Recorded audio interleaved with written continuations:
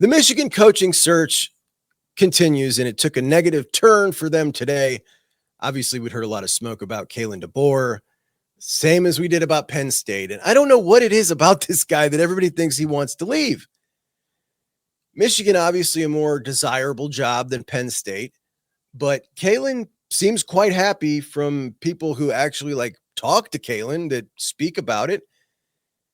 The only people who think that Kalen's not happy are people who are just speculating that he hates the Alabama fans because they were mad at him because he lost to Oklahoma and Vanderbilt last year and Florida State this year. He expects to get that kind of crap when he loses to teams he shouldn't lose to. He would get that in any primetime program, right? Like, you're losing to crap teams, man. He knows it. He gets it. It seems like he's perfectly fine down there, and I don't know why else he would leave unless he was really unhappy. It just feels like it's always been speculation. So, assuming Kalen DeBoer is not the guy, the big name that was floating yesterday and today for the Michigan job was Arizona State's Kenny Dillingham. And this was going hyperspeed, and it felt like a lot of people close to Michigan, including some very prominent voices up there, were thinking, yeah, this is about to happen. And that, if I'm a Michigan fan, is pretty exciting. A young guy who took an inferior team, not just to the playoffs last year, but they hung with Texas. He's got ideas. He's got a great offensive mind. He's good with quarterbacks. He's a relationship guy. The players love him. They love to be around him. He's a great soundbite. Like, that would be an exciting hire. And just, I try to put myself in the shoes of a fan or of a guy making the hire when I look at these. And I'd absolutely love that hire if I was a Michigan fan, or if I was an administrator, like weighing in on whether or not we should hire this guy. But Kenny came out and recommitted himself to Arizona State. They're going to be doing a new deal, extending him, getting him a raise. And just like we talked about yesterday, Kenny's got mom, dad, siblings, all live like in the same neighborhood. Got his 3.5-year-old son who plays with his young cousins every day. Loves Arizona State. It's where he's from, and he's not ready to leave.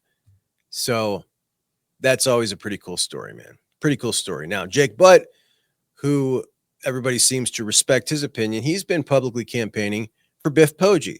Biff Poggi stepped in for Sherrone Moore when he was suspended for the games this year.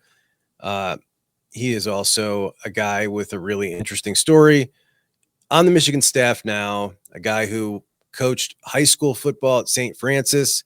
That's where Ohio State commit Kamari Bing goes.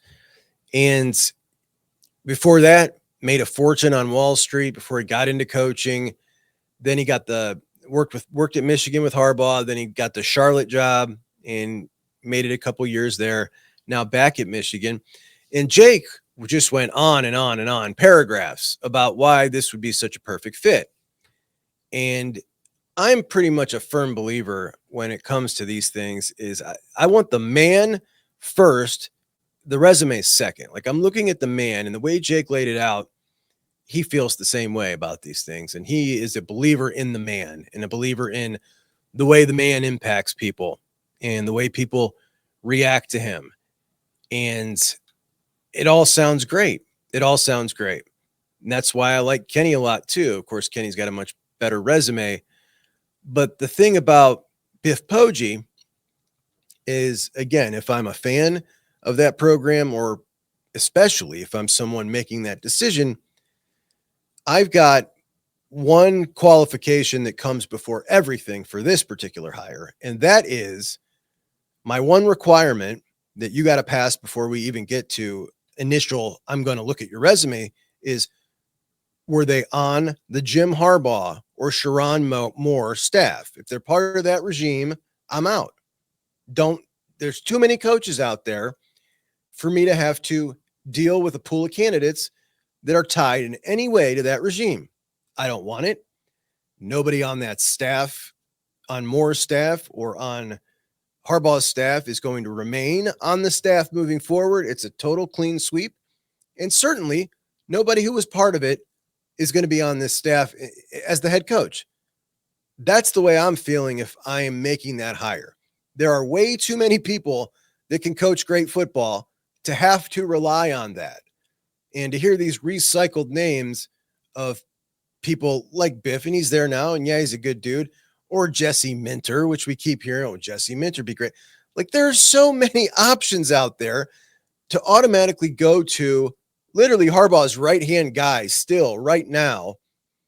That's exactly the antithesis of what we're doing here. If I'm an administrator there, like, this is a clean sweep, and we know that they're very much interested, I think, in the clean sweep, as they have ordered up an investigation by the law firm that they hired to investigate Sharon Moore with his affair, to investigate the athletic department.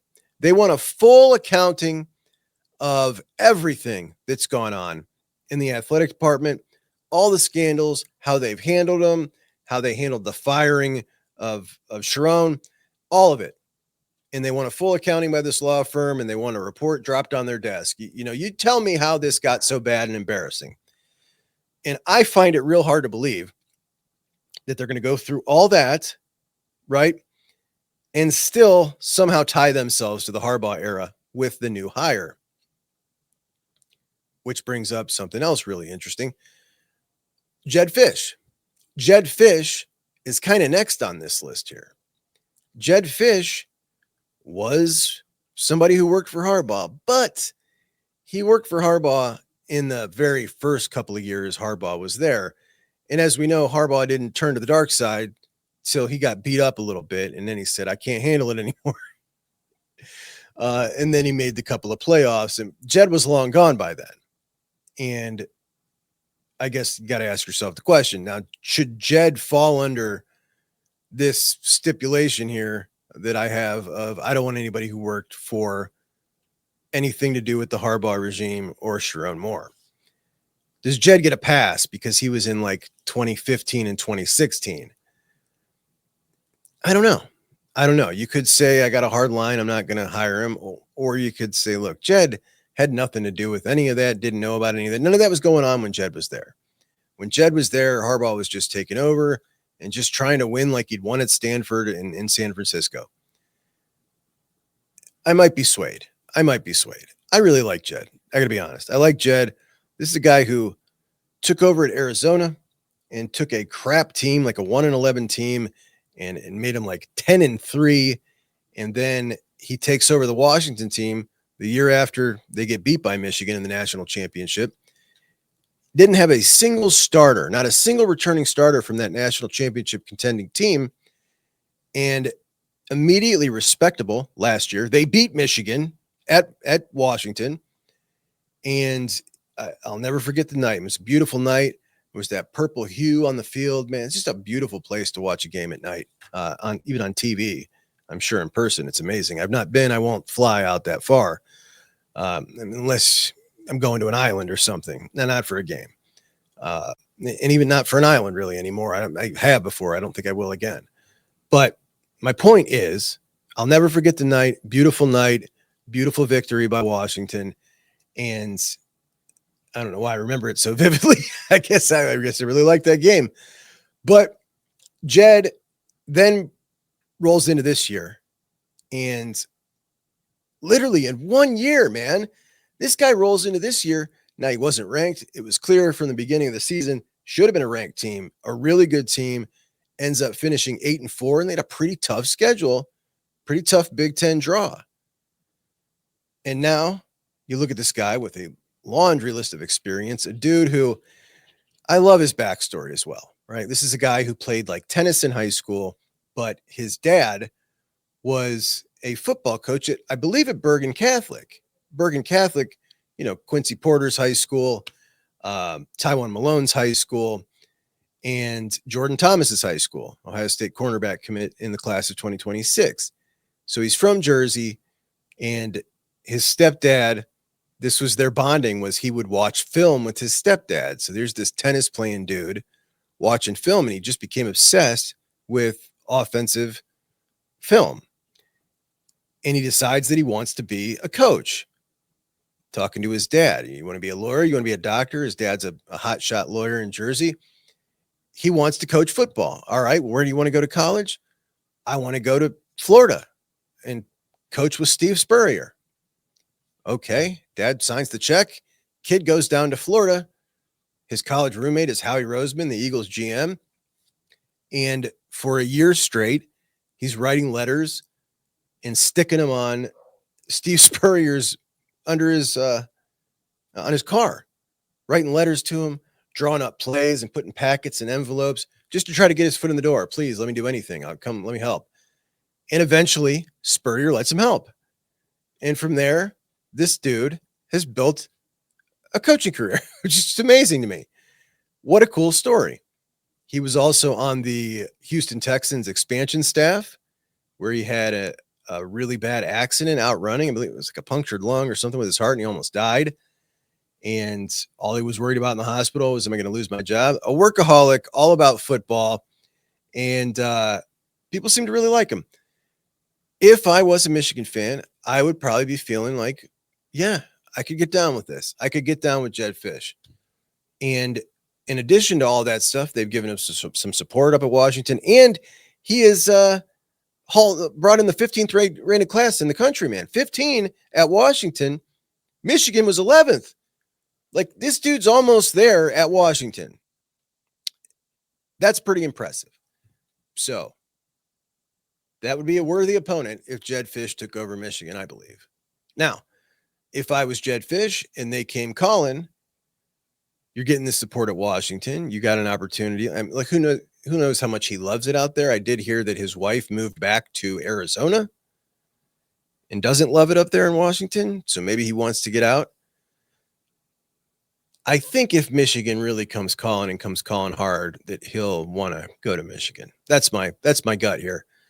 But if I was him, when we look at the biggest thing right now, I think that Michigan went from the 5th rated class to the 11th rated class because the boosters didn't believe in Sharon Moore and they didn't want to keep pumping money into it. If I'm Jedd, I want to guarantee, like Lane Kiffin got, of how much you're going to spend on the roster. And I think he can get it and reignite the boosters. And I think he can win it over, turn the page, and all of a sudden they're in a much better position entering just next year than we ever thought they would be, leaving the season with a guy 9-3. And in the end, they win. Somehow they win throughout this whole ordeal. That's the way it feels to me. At any rate, I do appreciate you guys. Please do like and subscribe to the show if you haven't already. And I will talk to you soon. Chuck and Bucks out.